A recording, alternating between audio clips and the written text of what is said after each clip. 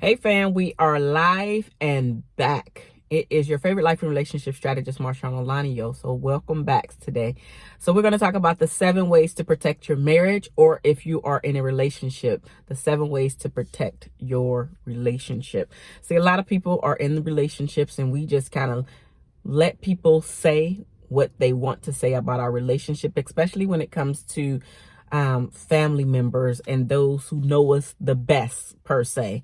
And for, your mom, your dad, all of those people who want the best for you, but who have opinions, including those close friendships as well, because they definitely want you to be happy. Your mom wants you to be happy. Your dad wants you to be happy. Your siblings want you to be happy. Your friends want you to be happy.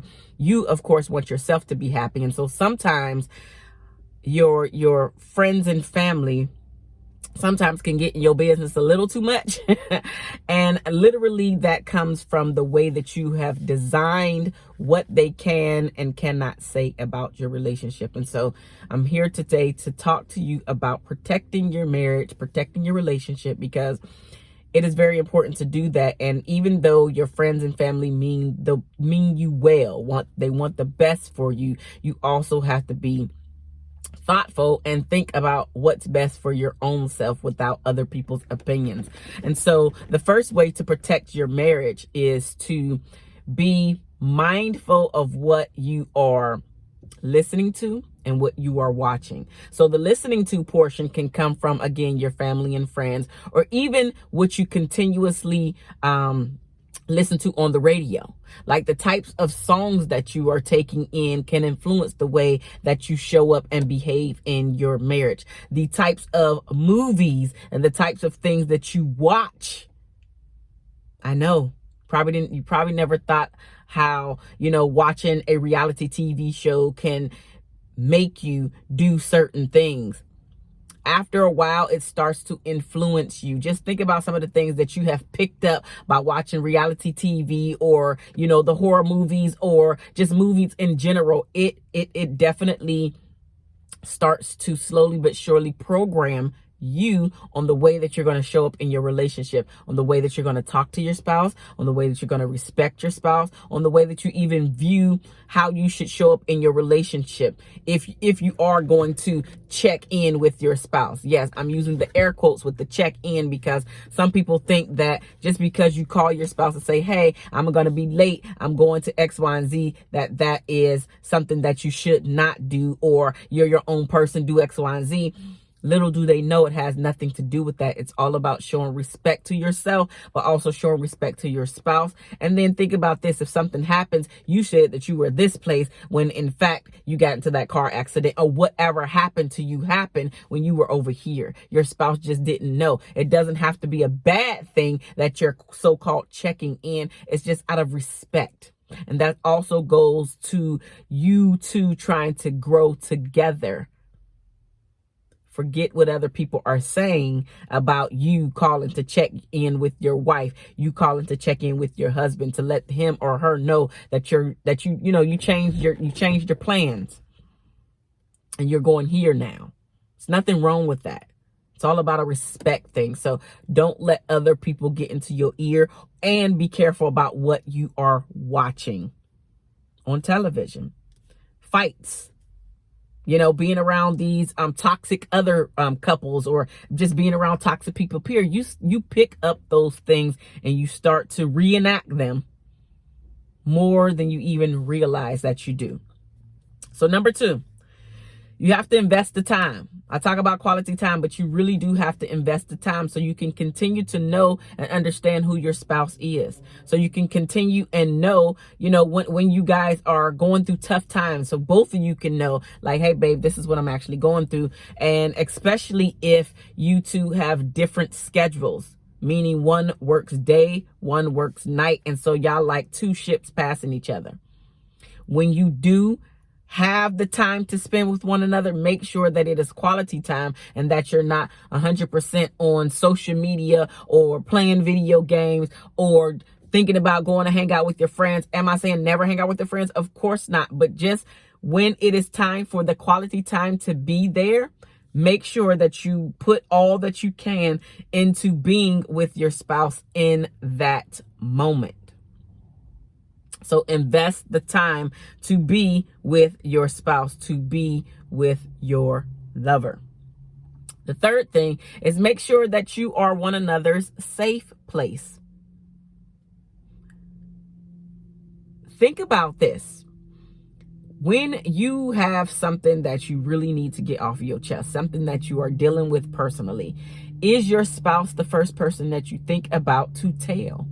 Or do you automatically say, nah, I ain't gonna tell him this?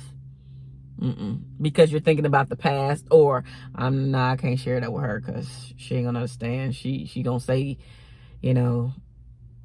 why am I being stupid? Or she gonna call me out my name, or whatever it is. So are you, yes, you who's watching this, are you making sure that you are the safe place for your spouse? Or are you the person that every time him or her comes to you, you're tearing them down, saying it is stupid, saying that it's dumb. You can't do this. You can't do that. Why would you even think that that's smart to do? I don't think that that's a smart idea. Like, that's not you being a safe place for your spouse. That's also not, you're not protecting your relationship. You're not protecting your marriage in that moment. Because here's the thing that you didn't think about. That thing that was put down into your spouse's heart is their thing. That might be the very thing that is going to catapult you both to the next level.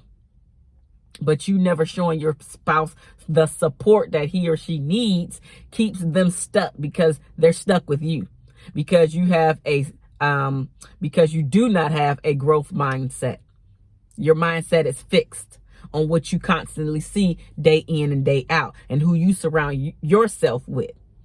Nobody's doing good that you surround yourself with. So now when your spouse comes to you and say, hey, I'm thinking about this idea, let's try this, all of a sudden there's no support there. You're like, nah, nope, that's stupid. I wouldn't try that. I wouldn't do that. Guess what? It's not you. It's not you. That thing that was placed on their heart is not a part of your dream. It's a part of their dream. So can you just show support?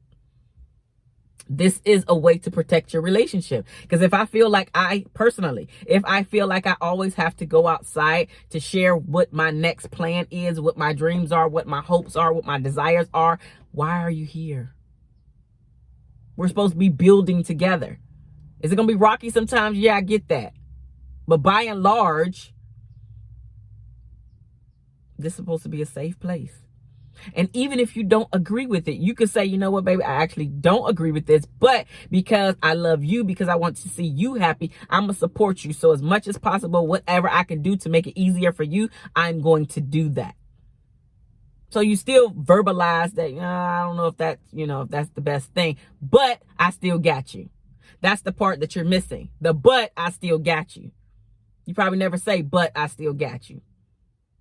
Just think about some of the things that you're actually doing, that you're actually saying. And if you're looking to make this relationship long lasting and go for the long haul, these are some of the things that you're going to have to implement into your relationship. How supportive are you? How safe of a place are you for your spouse? Number 4, you have to respect one another's wishes. Again, it might not be something that you deem to be smart per se.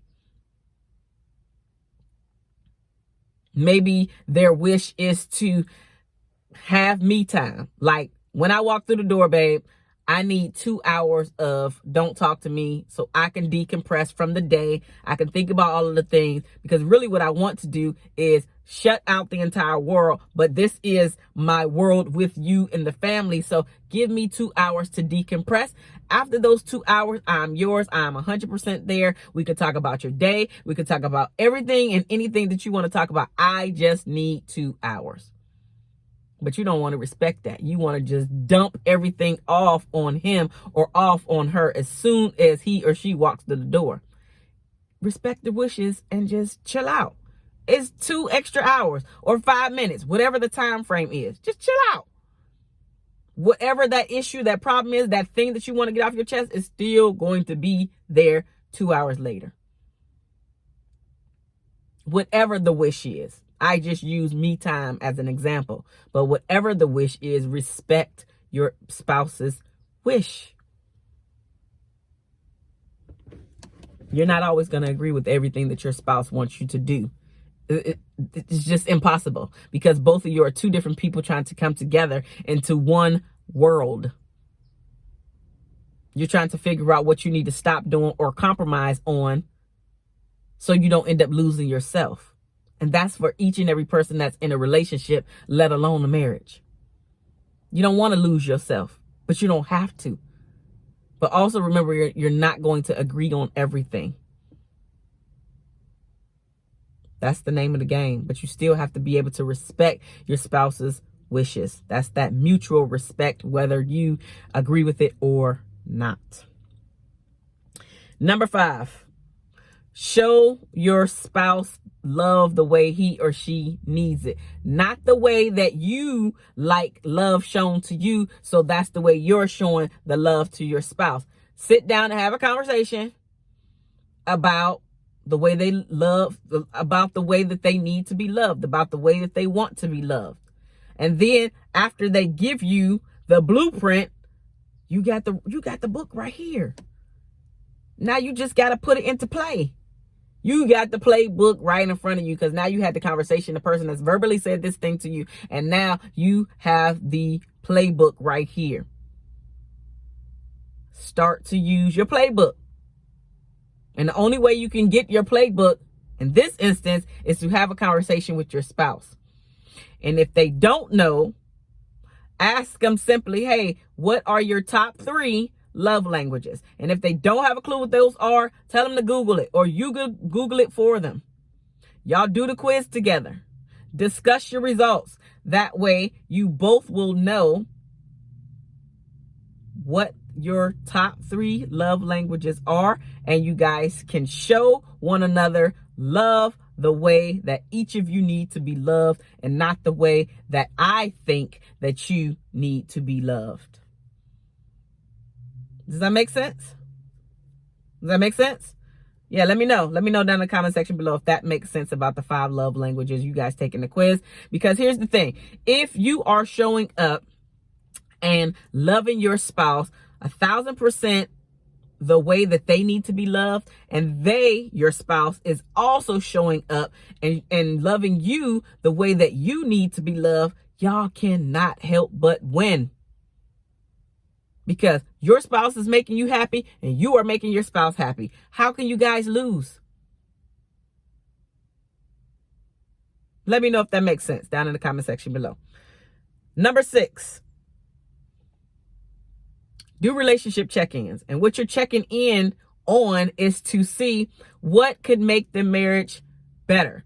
How can you strengthen your marriage? What am I doing that I can get help on? I don't want to say wrong. What am I doing that I can help on? What am I doing that's already good and I need to keep it that way? Because you don't want to change the things that you're already doing good. So make sure that you know what you're doing good so you can continue to do those things. Those are wins. Those are wins. Those are wins. But the things that you can improve on, now you have the blueprint on what you need to do better in, so your spouse can be happier. So you can be happier. So you can make your spouse happier. Like this is all of this is going to be a protection, and like putting a wall around y'all relationship, putting a wall around y'all marriage, where it don't matter who's trying to come in, everybody getting blocked. In the sense that this is a strong relationship because we are making it that way. This is our relationship, not my mama relationship, not my daddy relationship, not my cousin's relationship, nobody relationship but you and I, you and your spouse. That's it. So whatever you felt that you were lacking before, now this is your opportunity to change that around in your own relationship, so your children can model the relationship that you're currently creating. The healthier relationship. so they'll know what to look for in a spouse. When it's time for you guys to sit down and have these conversations with your children so you can pass along the wisdom and knowledge to your children, then they can actually do the things that you want them to do without having to say, this is what I want you to do. This is how I want you to do it, because you are modeling the behavior that you want them to pick up on. I digress. Find ways to strengthen your marriage. Have those talks, those relationship check-ins, so you can do just that. Number 7, the last and final one, is to pray. Pray often. Pray separately. Pray together. This is definitely going to strengthen your marriage. It's definitely going to put the armor of God around your relationship, around your marriage. It's definitely a way to protect your marriage. And as a side note, I explained this a while ago, but those couples that pray together seem, according to research, to have better sex lives. I know that sounds a little bit crazy, a little bit strange, like prayer and sex that kind of don't go together, but research has shown that it does go together. So pray more often together. You guys will have better sex lives. 7 things to help to protect your marriage. Who's all in? Let me know down in the comment section below. I'll see you guys in a future video. This is your favorite life relationship strategist, MarshaunO, and I will talk to you guys very, very soon. 2 finger salute.